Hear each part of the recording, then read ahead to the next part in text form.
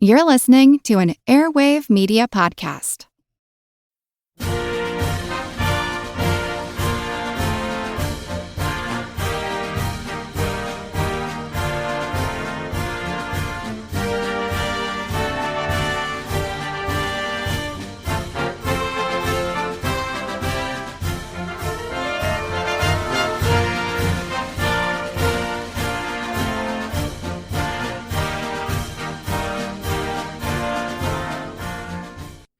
Hello everyone, and welcome to History of the Great War, episode 83. Before we get started this week, I would like to thank Brian, Thomas, Matthew, and Joe for choosing to support the podcast on Patreon. You can also support the show at patreon.com/historyofthegreatwar to get access to special Patreon-only episodes. Last episode, we discussed the planning and then the start of the Rising in Dublin on Easter week, 1916. When the Rising started, less than half of the men who had been planned for mobilized to participate, and this caused the plan to, essentially, go out the window. This episode, we will look at what happened once the initial shock of the Rising wore off. There will be a small amount of initial fighting that will happen, but the situation settles down pretty quickly. Once it does, the British strategy of surrounding and slowly closing in on the scattered rebel positions will begin in earnest. This will result in the Rising ending less than a week after it started. We will then continue by looking at what happened to all of the leaders and participants of the Rising after the surrender. At the end of the episode, we will discuss just briefly the position of the Rising in Irish culture, leading up to the very turbulent middle decades of the 20th century. There will also be a brief section on the response to the Rising by the Irish soldiers at the front. There were thousands of Irishmen, both nationalists and unionists, on the Western Front in early 1916, many preparing for the upcoming battle on the Somme. I find their reaction to the Rising interesting, especially in terms of how homogeneous they were between the two groups of soldiers, even though they had very different viewpoints. We begin our story where we left off last time, with the groups of rebels spread out around the city, but now the British are coming. For the first and second day of the Rising, there was not a ton of fighting. The British units in both Dublin and in other areas of Ireland rapidly moved into the city, but they chose not to fully engage with the rebels, but instead just to garrison a number of buildings to protect them from being taken, just in case that's what the rebels had in mind. Many of these were strategically important, like Dublin Castle, Trinity College, or the Shelbourne Hotel. There were also areas like the army barracks, train depots, and port facilities that were not under immediate threat, but would be required for the eventual British counterstroke. Throughout all of Tuesday, reinforcements continued to pour in from all over Ireland, from Curragh to Belfast, to name just two of the locations. They came from everywhere.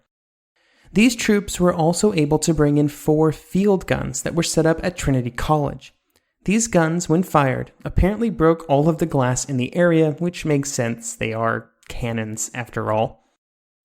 Serious reinforcements began to arrive from England at mid-morning on Wednesday, and this is when the heaviest fighting of the entire Rising would take place. The main skirmishing at this time was between the rebels around Mount Street and the British troops marching up from the docks on Northumberland Road. There was heavy fighting at this point, with the British suffering 200 casualties from the fire of only 17 rebels. This could have been much worse for the British if the rebel commanders would have had a better grasp on what was happening. Overall, the rebels had been given orders to hold their positions and the surrounding areas, and in this instance they followed that order almost too far. Instead of using their ability to move around in the early fighting to interdict British movements, they instead kept most of their strength in their garrisons, which were mostly out of action. The skirmish on Northumberland Road is a perfect example of this. If the commander had reinforced these 17 men that were raining down hell on the British, who knows how long they would have been able to hold back the British troops and really win a real victory. This refusal to reinforce good positions when they presented themselves would seal the fate of many situations which could have worked out more in the rebels' favor than they did. Another factor that comes into play, and especially during the early fighting, was that the rebel commanders almost across the board gave the British way too much credit. They always believed that the British knew more than they did, had more men than they did, and were far superior in fighting skill and experience. This was generally not the case, though, especially for the first half of the week. The British troops and officers that were being used at this point generally had even less experience than the volunteers and the members of the Irish Citizen Army when it came to fighting. Most had never fired a shot in anger. These were either garrison troops from around Ireland or green conscripts from Britain, not fresh troops from a tour on the Western Front. The commanders were just as inexperienced as the men, and their general tactic was to just keep throwing men at objectives until they were taken. I mean, this isn't that much different than what happened early in the war, just here it usually worked. This is what would happen on Northumberland Road, and it would be why the British suffered so many casualties. Unfortunately for the rebels, this was one of the few opportunities that they would have to really put the hammer down on the British, and they squandered it. After this encounter, the British would be able to enact their tactics for the rest of the week, cordoning off the rebels into their groups and then slowly squeezing. From here on out, most of the fighting, what little there was, would be long-range sniping duels instead of massed assaults. This resulted in a battlefield that was often pretty quiet, with the rebels told not to waste ammunition on speculative shooting, and the British just wanting to keep the various groups of rebels in their buildings. This is of course not what the rebels expected. They were ready for a fight on Monday, and when it did not happen, when they did not experience instant and glorious death at the hands of the British bayonets, there were other problems that began to emerge. The first problem was food. As in any city, on any given day there's only so much food in the city center. When the rising started, all shipments of food into the city were halted by the British and the rebels, and all of the civilians in the area had to survive on what was present on Monday. This would be problematic in any city, but it was especially bad in the center of Dublin due to how poor the areas were that the rebels had occupied. The people in these areas were not flush with money, and therefore their food stocks were on average much lower than richer areas of the city would have been. Food was such an issue so quickly in the rising that rebels would have to use their guns to repel a mob of people who were trying to get bread from the bakery that the rebels had occupied, and this was early in the week, just the first few days. Some of the rebels were fortunate to be based in bakeries and other buildings where food was available, but even these cornucopias began to run low as the week wore on. One group was even in a candy shop, and while I'm sure it was great in the beginning, sugar can only keep men going so far. The problem with food shortages was not just limited to the area directly under the control of the rebels, also the areas around it. In some areas, bakeries sort of came together with their community to give out free bread to try and stave off the suffering of the civilians. Fortunately for the people in trouble, the British would come in and commandeer any foodstuffs that were available and distribute it to those in need. And they would also ship in a ton of food to hand out. This was a lifesaver for a lot of people. Food was not the only problem for the rebels, and they also found themselves facing the same problem that men at the front did, trying to get some sleep. Exhaustion would play a big role in the final days of the fighting, and there was no situation in which the rebels could easily rotate men off the front line to get any rest. This problem was exacerbated when the artillery bombardments would start up on Wednesday and run for the rest of the week. What you see is a lot of first-hand accounts of rebels spend most of the last 3 days of what they record talking about how hungry and tired they are, and not some grand ideal of Irish nationalism. The shelling of the rebel positions came from 2 different sources. The first was the guns at Trinity College that I mentioned earlier, and the other was a ship that was brought into the area, the Helga, which used its guns to add to the carnage. These guns would target various rebel positions around the city until Thursday, at which point they began to focus their fire on the General Post Office and the surrounding buildings. On Thursday night, incendiary shells were dropped both on the GPO and on the rest of Sackville Street, which resulted in a veritable firestorm. One soldier would record that when the fire hit an oil works, quote, "Suddenly, some oil works near Abbey Street is singed by the conflagration, and immediately a solid sheet of blinding, death-white flame rushes hundreds of feet into the air with a thunderous explosion that shakes the walls." End quote. This attack was devastating to rebel morale. As with any artillery fire during the war, Many rebels recorded feeling completely helpless at this stage of the fighting. They were trapped in their little zones with no possible recourse against the artillery shells that were falling around them. One of the more remarkable things that was happening at this point was that there were still normal Dublin services like the fire brigades and ambulances that continued to run through most of the fighting. These groups were also assisted by just normal civilians who put their lives on the line to try and help people. This included the park keeper at St. Stephen's Green, who benefited from an agreed-upon ceasefire in the area that allowed him to perform one of his duties. Quote, "The most unusual example of cooperation between both sides was the twice-daily ceasefire at St. Stephen's Green that allowed the park keeper to venture out to feed the ducks." End quote. Early in the morning on Friday, the British brought a new commander onto the scene in Dublin, and this man was Major General Sir John Maxwell. Maxwell had been in Egypt since 1914 and was made the military governor of Ireland when he arrived. This action essentially swept aside the normal civilian leadership. Maxwell thought that Lowe had done a good job up to this point and completely agreed with his tactical decisions. He did add 2 new items into the mix in Dublin, though, and the first was that there would only be unconditional surrender. He made that very clear to everyone, including eventually the rebels. Surrender was only unconditional. The second decision that he made, as per his orders from London, was that anything up to and including the complete destruction of Dublin was considered acceptable as long as it resulted in the end of the rising. This last bit was a problem for the rebels, who had counted on the British being at least a little hesitant to perpetuate wholesale destruction on the city.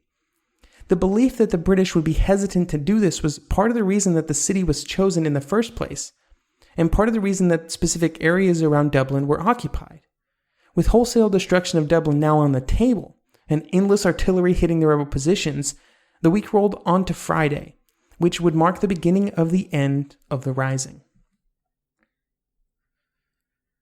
For the rebels, Thursday night and into Friday morning had been a very rough 12 hours, especially those in and around the GPO.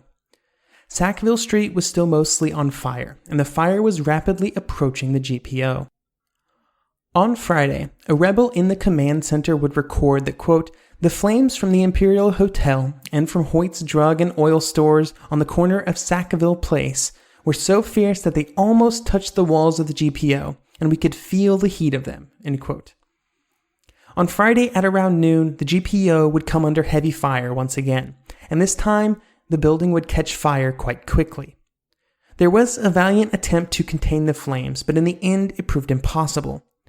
After it was clear that the fire was spreading, without any chance of quelling the flames, Pierce would stand on a table to make his address to all those who were present to announce that they were abandoning the building. As part of this speech, he would say, quote, "The gallantry of the soldiers of Irish freedom, who have been during the past 4 days been writing with fire the most glorious chapter in the later history of Ireland," end quote. Speeches are all fine and dandy to get men's spirits up, but now there was the actual act of getting out of the GPO, and this proved harder than they had hoped. The first attempt was to move out onto Moore Street, and 40 men were sent for this purpose. They were sort of sent to clear the way so that everybody else could go out. But they rapidly came under just a barrage of British fire and had to retreat. The next attempt was made to go out of the building through the Henry Street entrance. This would end up being successful, and the evacuation would begin at 8 p.m. It is difficult to determine if the evacuation of the building was an orderly event or if it was a mad dash for the rebels involved. Regardless, the rebels found themselves in a small and narrow lane. This is why this was the second choice for the way of evacuation, and it was covered by British soldiers who instantly began to lay down fire. The rebels were forced to take the first shelter that they could find, and they ended up being in the tenement houses on Moore Street. Once inside, they began the process of burrowing through the walls to continue on their path to what they hoped was safety. Around this time, discipline in the headquarters company began to deteriorate. Some men just sort of melted away into the civilians, and others stopped participating at all. One rebel would say that at this point, quote, "There was no cohesion. Nobody seemed to be in charge once we left the post office. It was every man for himself." As the rebels entered the tenement houses, they came face to face with the suffering that they were putting on the people of Dublin. For the most part, the rebels had been segregated from the general population up to this point, but now that they could see that nobody had any food and there were large numbers of wounded. The artillery fire had been indiscriminate in its destruction, and the citizens of Dublin were paying for it. Seeing that what was happening around them did nothing to help the morale of the tired and hungry rebels. One thing that we have not discussed so far is how the Rising went in other parts of Ireland. Generally, the entire focus has been, both in these episodes and in histories that I've read at large, on the actions in Dublin, and little is said about the Rising elsewhere. In the rest of the country, there were a decently large number of volunteers who mobilized on Easter Sunday and Easter Monday. Throughout the next week, some of these units would just wander around the countryside without accomplishing very much. Here and there, they would skirmish with local authorities, maybe even some British troops in the area, but there was no real effort to coordinate the various groups. The fact was that they were not prepared and were not ordered to do anything, and this left each unit to answer for themselves what they should be doing. Should they endeavor to march to Dublin? It was a possibility for some of the closer ones. Should they find a way to attack local government buildings in the area and spread chaos? There was probably some sort of value in this, I guess. Or should they just hang out and wait for orders? This was the easiest, and that's what a lot of them did. The problem was that nobody knew the correct answers to any of these questions. It was a shame, really, for the Rising as a whole, that they were not able to better leverage the rural units of volunteers. The secrecy of the military council, rarely willing to bring an outsider into their confidence, was one thing that can be blamed. But of course, any impact that the Rising could have had was dulled by McNeill's order that caused, if anything, more confusion in the countryside than in Dublin itself, where Pearse and the other leaders held much more sway with the local unit commanders.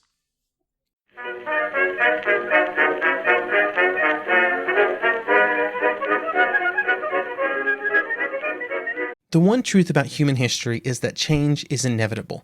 But the one thing that has never changed is that humans need food to survive. There are many ways to get that food, but one of the easiest ones is Factor. Factor delivers ready-to-eat meals right to your door. All you have to do is heat them up and dig in. In 2 minutes, you can be eating tasty keto or vegan options, or any of their 35 options that they have available every week. So you can choose maybe the cheesy garden herb chicken, maybe the Santa Fe green chili beef skillet, or perhaps the Caribbean spiced tofu. It is all delicious, and if you have a bit of a sweet tooth, Factor still has you covered with a wide range of snack and smoothie options. Chocolate mocha cheesecake, snickerdoodle macaroons. Any of that sound good? And don't worry, even the tasty stuff is dietitian approved. Head over to factormeals.com/GW50 and use code GW50 to get 50% off. That's code GW50 at factormeals.com/GW50 to get 50% off.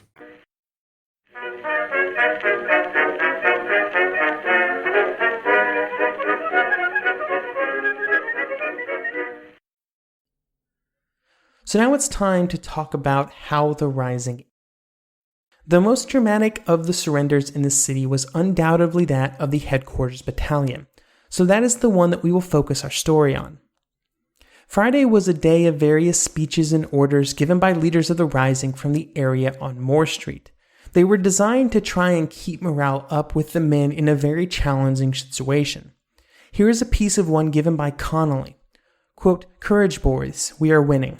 For the first time in 700 years, the flag of free Ireland floats triumphantly in Dublin City."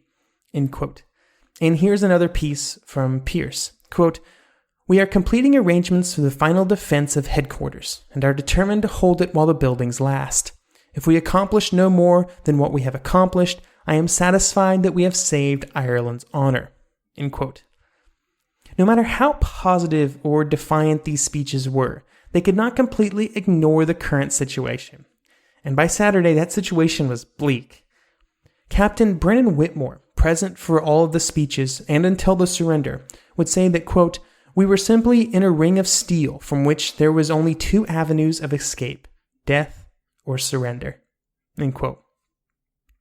While another rebel would describe how some men dealt with the current very stressful situation. Quote, Most of the men by this time were utterly tired, exhausted, and apparently despondent. A large number in the more or less darkened rooms were saying their rosaries. Among the leadership, serious discussions were now circulating about what should be done. They could not just sit in their current location without food and supplies. There was some discussion about escaping outside the city to try and join with the rebel units from the countryside, but while a great idea, it ignored the difficulty of getting there. Some of the men wanted to do a bayonet charge to go out in a blaze of glory, but the situation on the street was at a point where they would probably have not got more than a few steps. Eventually, even the leadership was forced into the realization that surrender was the only option. At 12:45 on Saturday, Elizabeth O'Farrell approached the British under a white flag. O'Farrell informed the local commanders that the rebels wanted to surrender and wished to discuss terms, to which of course the answer was the only terms available were unconditional. After some back and forth to try and improve the terms available, at 3:30 p.m. Pierce and his men officially surrendered. After this decision was made, he would write an order that would be given to other groups of rebels, and part of this order was to tell them, quote, to lay down arms to prevent the further slaughter of Dublin's citizens and the hope of saving the lives of our followers now surrounded and hopelessly outnumbered, end quote. The usual reason given by the leadership for their surrender was to save the lives of the normal men under their command and to ease the suffering of the people of Dublin, as mentioned above. It was widely believed that when this was all over, even though the leaders had harsh punishments ahead of them, maybe even death, the rank-and-file rebel would face much lower sentences, and this would prove to be true.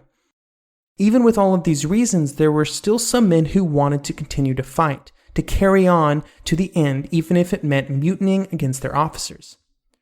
It was Sean McDermott, one of the original members of the military council, that planned the rising right from the beginning, that would bring everyone back on board the decision to surrender.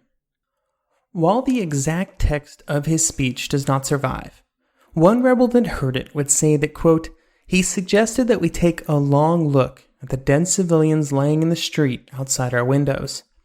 He asked us to imagine how many more of them would be lying there if we fought on. While this got the more adventurous of the rebels back in order, there were some that were simply too exhausted to carry their way. One of them was John McGaullaghy, who was actually asleep when all of these discussions about surrendering were happening. Quote, when I awoke, the rising was over, and I hadn't fired a shot. After the order to surrender was given, the rebels formed up into units and marched out of their positions carrying a white flag. The Irish Republic, declared in a proclamation at the GPO on Monday, was over just 6 days later. Over the course of the next 24 hours, garrisons all around the city surrendered. It took some time to get the orders around and to get them to believe that Pierce would have ordered the surrender, but in the end, most units came peacefully. Some groups were angry at having to surrender, like those to the north of the Four Courts, where most of the actual fighting had taken place. They had done quite well. Other groups were just confused because they'd seen almost no fighting at all and had no knowledge of what was happening elsewhere. Regardless of what they thought of the surrender, eventually all of the garrisons agreed to it, and they took it as a point of pride that they maintained military discipline throughout the process, with almost all units sticking together and marching to surrender in orderly units. Virgil McGarry would say in his history that, quote, for the military council, one of the objectives of the Rising had been to restore dignity to the separatist movement and the nation by making a courageous and disciplined stand in the face of impossible odds. In terms of its impact on public opinion, the rebels' manly acceptance of defeat and punishment, carefully choreographed by their leaders, exerted a greater emotional charge than the 6 days of scrappy fighting that preceded it. The overall numbers of wounded and killed during the Rising on all sides seemed tiny compared to the other events that were occurring in 1916. The British suffered 600 casualties with 143 killed, while the rebels suffered just 66 killed and an unknown number wounded. The tragic part of the death toll comes when we start looking at civilians. During the week, there were 260 civilians killed, more than both sides combined. and over 2,200 civilians wounded, making them the vast majority of the casualties.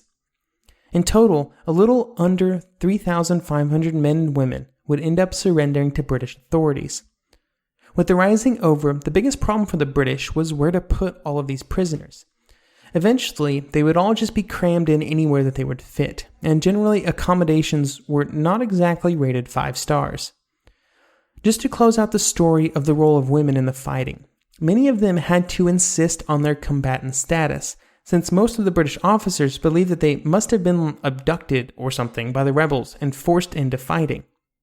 In fact, only 5 women would eventually be sent to Britain with the other prisoners, while the rest were released on the grounds that they had been misled into joining the rebellion, which was obviously not true. General Maxwell would be quoted as saying that he was happy to get rid of, quote, all of those silly girls.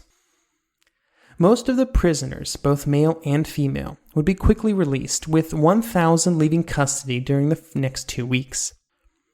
The reason that so many were released so quickly was that the British had the problem of trying to prove which rebels had actively participated in the fighting. This was essentially impossible in most cases, but unless it could be proven that they themselves had fired shots against the British troops, there was really nothing to convict them of.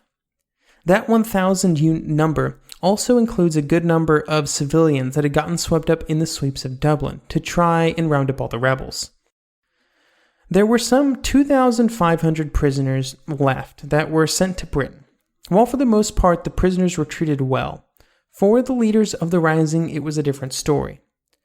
Between May 3rd and May 12th, 14 of the most prominent rebel leaders were executed.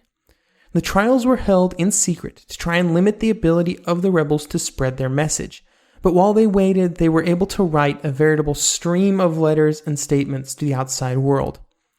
Pierce would write at this time that, quote, "You cannot strike us down now. We shall rise again and renew the fight. You cannot reconquer Ireland. You cannot extinguish the Irish passion for freedom. If our deed has not been sufficient to win freedom, then our children will win it by a better deed." End quote. The first 3 to be executed were Pierce, Tom Clark, and Thomas MacDonagh, who were all 3 executed on May the 3rd. Executions would continue at this pace for a few days until May the 9th. There are very few accounts of the actual executions, and they were kept secret for obvious reasons, but they definitely happened.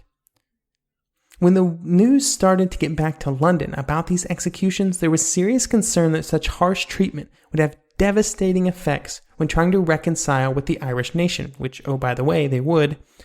Asquith himself would arrive in Dublin on May the 12th to try and make sure that no more executions were carried out. Unfortunately, in the hearts and minds of many in Ireland, the damage had already been done. The executions and their secrecy played a huge role in transforming the Rising and the men who took part in it into something that the majority of Ireland identified with, and they became sympathetic to the men involved, something that was not necessarily true during the Rising itself or in the immediate aftermath. Another bit of news that did the British no favors in Ireland were all of the rumors circulating about atrocities committed against civilians by the British troops during the fighting. The most serious of these was the killing of 15 men on North King Street, all of which were believed to be rebels without any real evidence. The men who participated in the killings were not punished, first of all because there was no record of exactly who had participated, but also because General Maxwell believed that it had been simply too hard to distinguish rebels from civilians. He would say, quote, "These rebels wore no uniform, and the man who was shooting at a soldier one minute might, for all he knew, be walking quietly beside him in the streets at another. Nearly everything had to be left to the troops on the spot." End quote. The deaths of civilians were tragic, both from specific incidents and from the shelling of various areas inside Dublin. However, some blame, while most of it can be placed on the British themselves, must also be placed on the rebels. They knew the danger that they were putting the citizens of Dublin in, and they chose that it was worth the risk. And therefore, while the killing of innocent civilians is always a tragedy, the blame cannot strictly be placed on the British. One of the facets of the Rising that I found it difficult to find much information about, but which interested me greatly, was the larger role that it played in the war and how it was received by the thousands of Irishmen at the front in spring 1916. After spending a lot of time poking around the internet trying to find a few good sources on it, I ended up picking up a book called Facing Armageddon, The First World War Experience by Hugh Cecil.